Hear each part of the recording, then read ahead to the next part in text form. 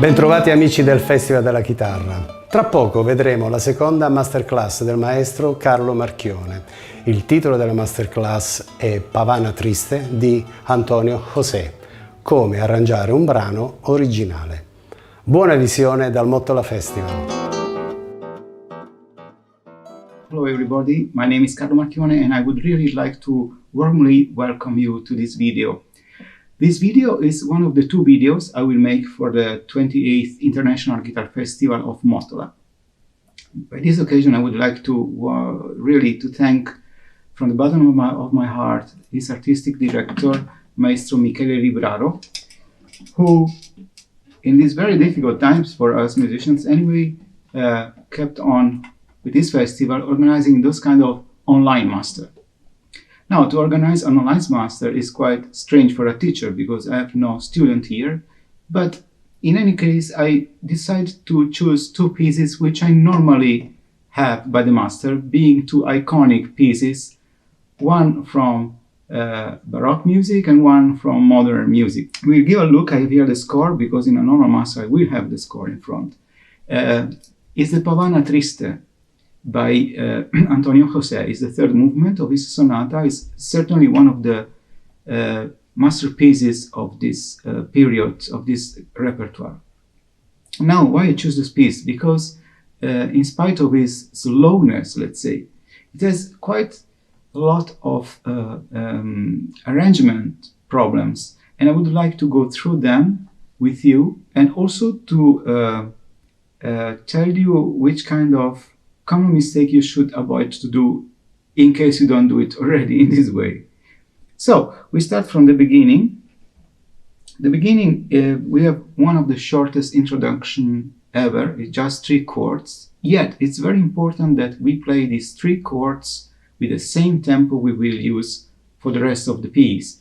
Many times I hear these 3 chords play in a kind of tempo and then the theme with a completely different tempo. We should, on the contrary, just count beforehand the tempo of dum, da, dum. If you want to have this tempo, which is quite nice one, I find you like 3, 4, 5, 6.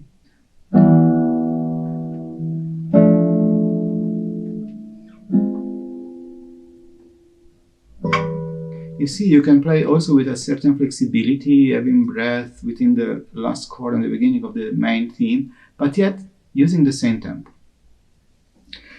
Now, very often it's told that this piece is inspired by Ravel because one can find some similarities within the José's style, compositional style and Ravel's style. Well, in this case, I don't completely agree. Because to me it's very clear that his model for this Pavane is not Ravel but Fauré's Pavane, the Opus 50, the very famous one.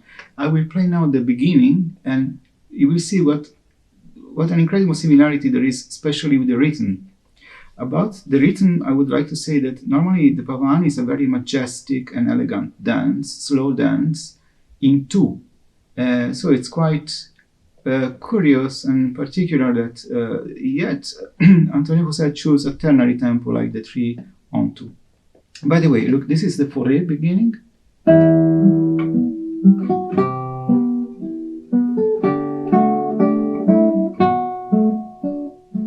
And this is José.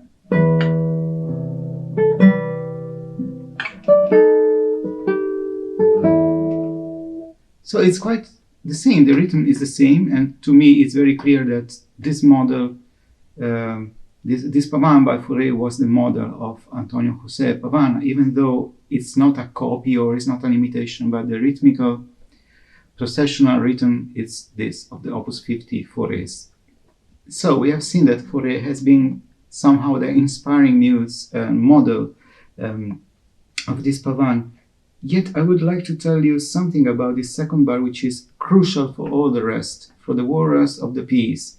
And it is that you should really take care to play this dotted rhythm precisely. Absolutely not like a trochee. That means not like if it was a triplet, not like if the bar was written in 18/8. So something like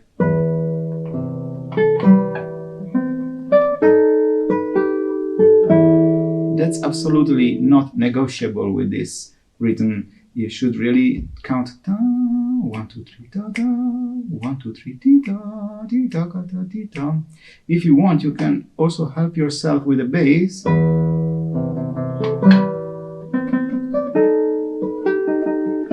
And so on. You can be creative in practicing and really avoid this crucial, really heavy mistake.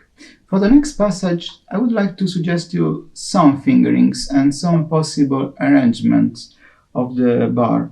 I'm speaking about this moment here. You know, this normally is played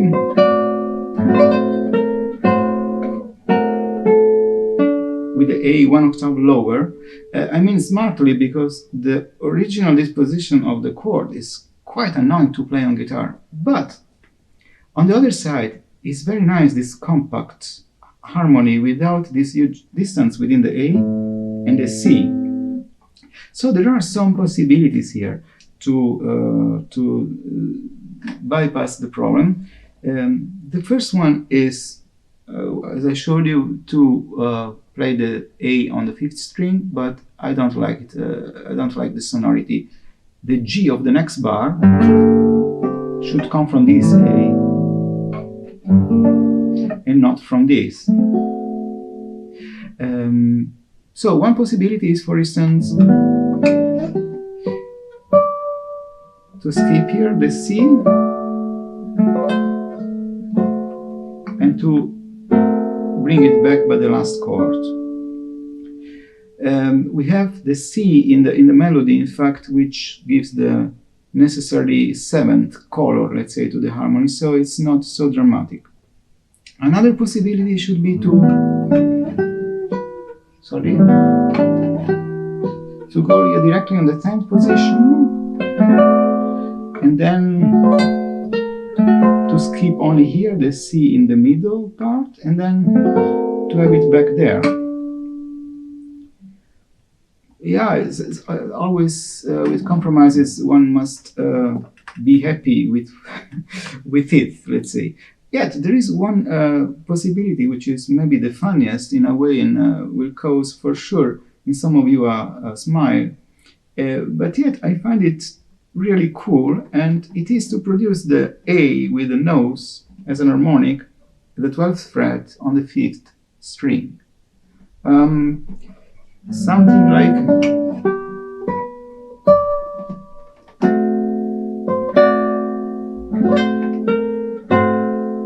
and then for the last chord you can, in case, also O.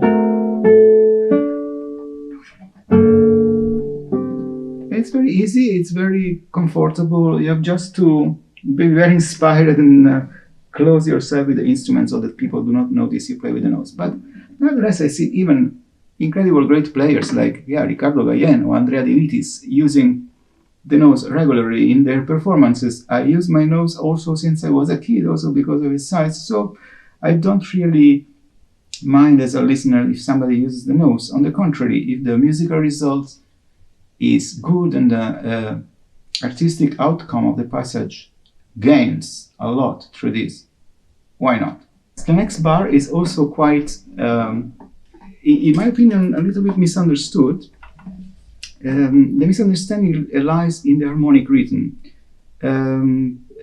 Normally, I have the feeling one plays in this way, as if there was this kind of G minor, but with very nice dissonances, and then as if the D minor starts here. This, of course, is also depending on the fact that the two notes of the bass cease to resound. But in fact, I think we should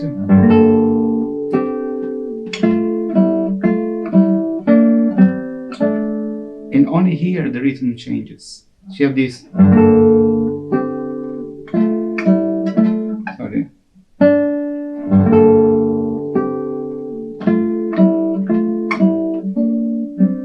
So you have this.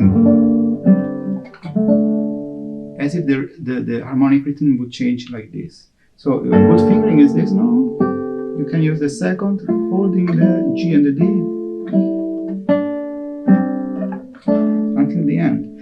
Or if you like more, you can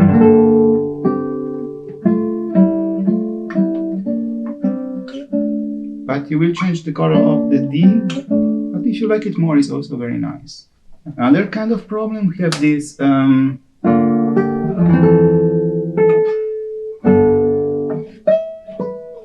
it's really much too difficult, and we lose the full harmony of the G here.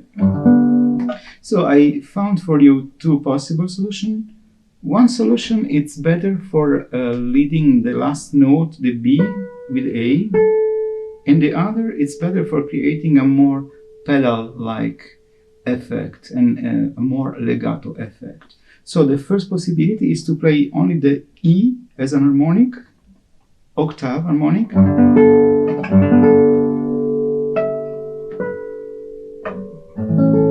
So you see that the BA connect very well.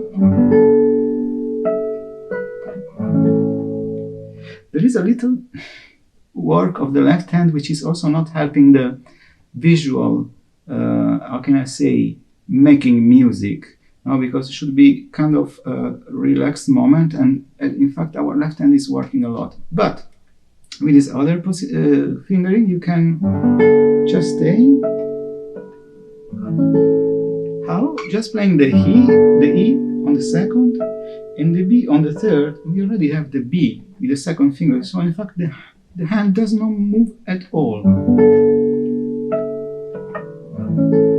The connection between the B and the A is not so nice like the other fingering, but I think altogether it's maybe the solution I would use.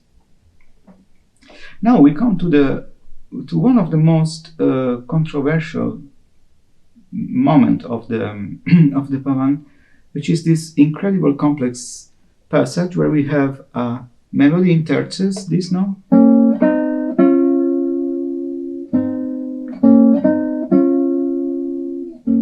and so on, in different degree of the scale, and intern pedal. In the first case is the G, then comes to the A, and so on. This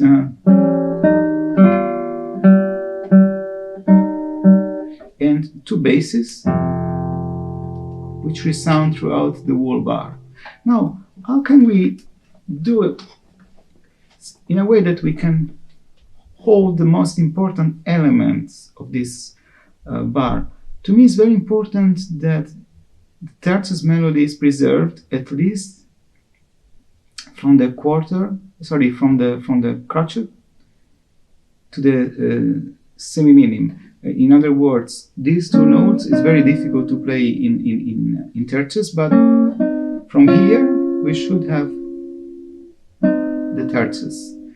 The problem is already in the very first bar of this section that even if we skip the terces, so the beginning like,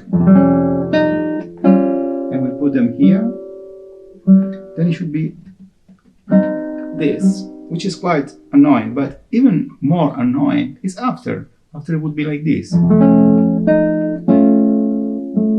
Now, holding the F, we should play this chord, which is impossible. So a solution could be to play the middle note, so the lowest note of the third in the end of the bar as an harmonic. Now the problem is how, because we have in the first case we have this grasp with the left hand, and this note should be played the C as an harmonic, but yeah, it's very difficult. But yet there is one technique. Look, normally if you have to play this C as an harmonic, you would put the E finger here and pluck with the thumb, or the E finger and pluck with the A finger. In this case, we just have to do the contrary. We put the thumb on the ottava of the C and we pluck with the E. So that the chord we sound And the next chord is even cooler because there is a wonderful dissonance.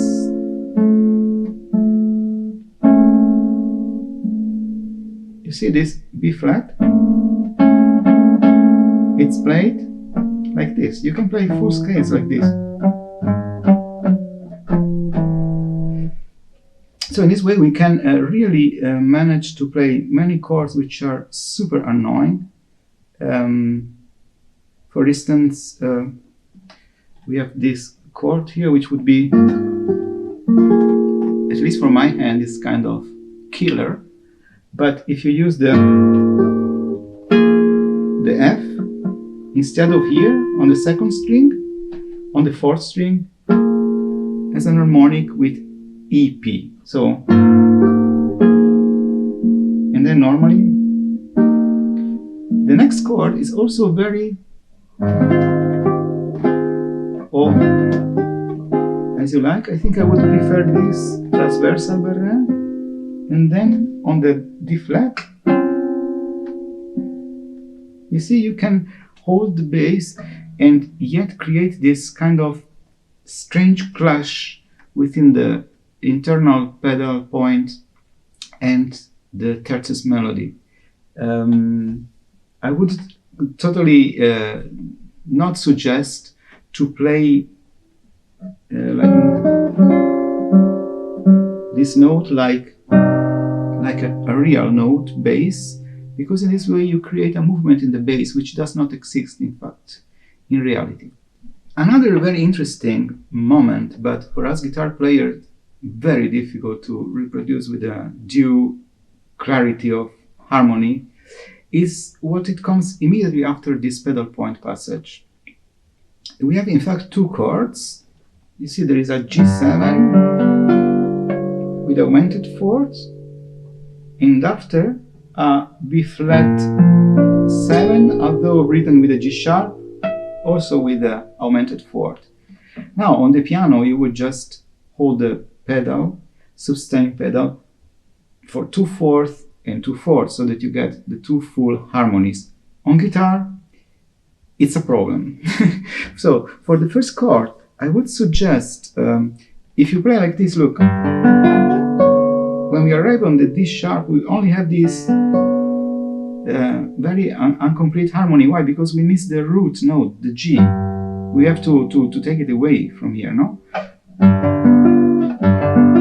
This does not help. But what could help is to add here on the B a G on the third string. Why? Because when you arrive here, somehow also the overtone of the note gives the feeling that there is a bass G, that it's not so empty suddenly, the harmony. And also here, many times I see people playing like B flat and then, well, this is nothing if you don't relate to a bass. So in this case, I would use a piano technique, which is when you have huge chords, they first play one part of the chord in arpeggiato or like a block of chords, and then they jump to the next, even if they should be played theoretically in the same time, simultaneously. So in this case, I would just play the arpeggio on the F, D, G sharp, and then and the E as an harmonic. So all together.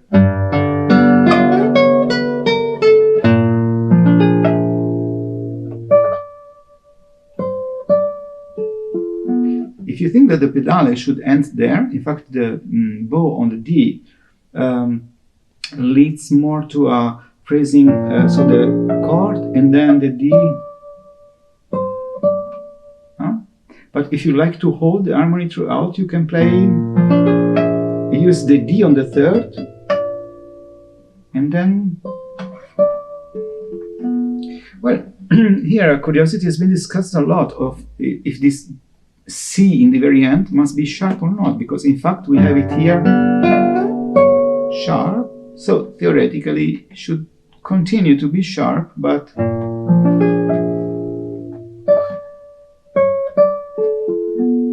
it sounds quite strange. I think it's probably a mistake, even if even in the old manuscript it's given like this, but it should maybe remember the beginning, no?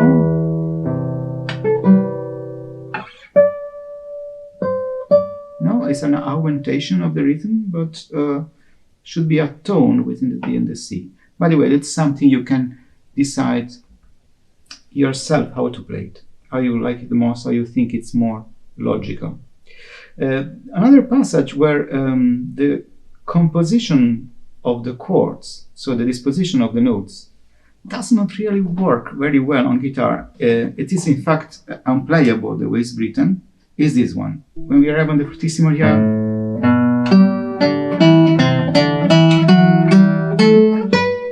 and normally we play,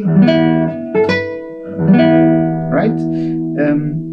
I think it doesn't sound so nice, this chord. In fact, we have in the original, in the manuscript, B here, which it's a kind of bridge within the bass in the G, and which makes the sonority so much more balanced and full. I think we could bypass the problem just by skipping the B. You know that the fifth, it's the sacrificial victim of all chords unless it is augmented. In this case, we have a B here. We will have a B here. So I think it's really not a great deal to take this away. So we will.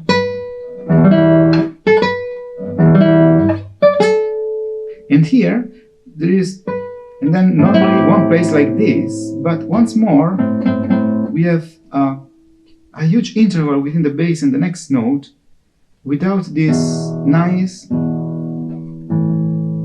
reassuring interval of fifth, which once more bridges within the bass and the next voice. So in this case, the first chord will be this.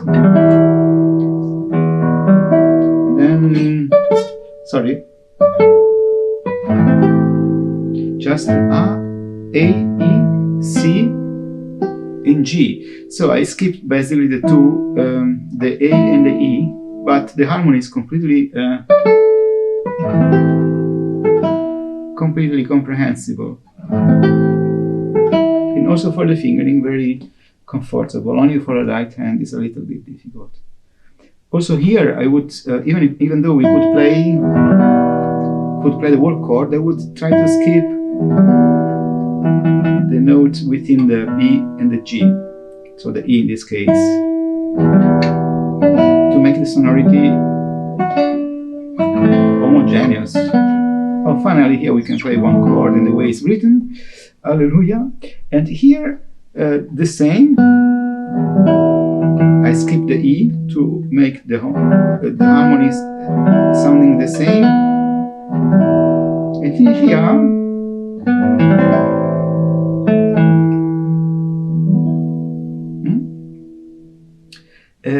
there is one chord which is quite difficult to play. Is this one. Why? Because the G is the note of the melody. You have the ti-tom, ti-tom, ti-tom.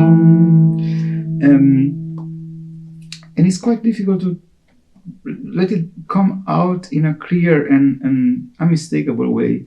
You can use the technique of playing the arpeggio with the thumb on the first three strings of the arpeggio, so from the A to the G, and you will have more G. That could help very much. Continuing, there is a series of chords which is once more quite a pain in the neck for us to play with the due fluidity and clarity of the harmony. Is when the melody is repeated, harmonized only with a series of seventh chords in root positions. Is this, and then we have ti-do, ti-do, do-do. You see here it becomes a ninth chord because of the function of the B of the melody. And then ti-do, ti-do, ti-do. I would say it's a quite typical Spanish and also impressionistic series, you know? But this Phrygian cadenza, but harmonized with seventh. Wonderful. It sounds amazing. The problem is that it doesn't sound amazing if you try to play the chords the way they are written. It's actually impossible. Now, my priorities here were to preserve, of course, the color of the harmony, so always having 7th chords. They must be in root position so that when we play them, the bass moves by neighbor notes and not with jumps. Many times I saw something like that's not good, it should be, or if you prefer, but then you see what I was saying before, if you play one chord in one octave, you should continue to play the other one also the same octave so that the bass moves by neighbor notes and not with strange jumps in the melodic line of the bass. And of course, we should be able to play it with a due fluidity, a flowness, and not with jumps like this. By the way, for this passage, I just brought all the chords one octave higher. So you have this, and then we have.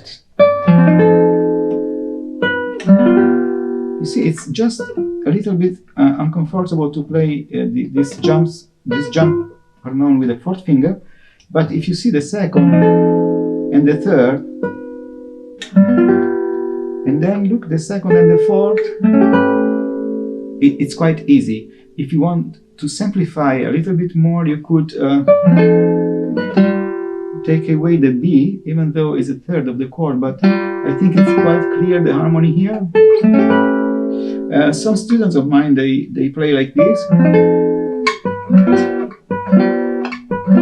but it's risky because through the movement you could produce an unwished glissando, you can produce an unwished C on the 1st string. So summing up, you can once more, that's the 1st chord, and then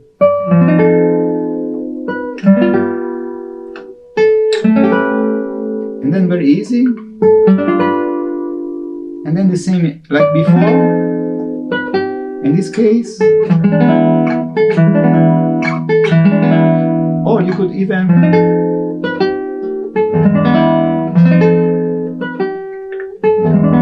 going with the 2nd and then playing, but with a low bass, because otherwise it would be too difficult. Continuing, there is a similar situation like before. You remember this chord?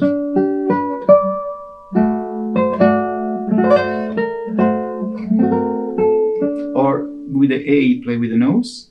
In this case, it's a little bit easier because it's not so complex, but there is one chord, which is this, which is possible to be played like that, but it needs a preparation in the fingering before. So we go with the 1st, and here, you see, and then we can change position, and we have the same configuration like before, so holding the G, and then the same like here.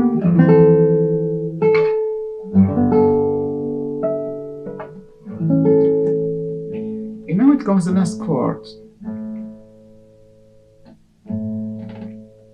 which is written in a way which makes it impossible to play on guitar. Of course, we cannot play it. Or we play like playing the bass one octave higher as an harmonic. Very nice effect. Or if you want to play the way it's written, we could play in this way.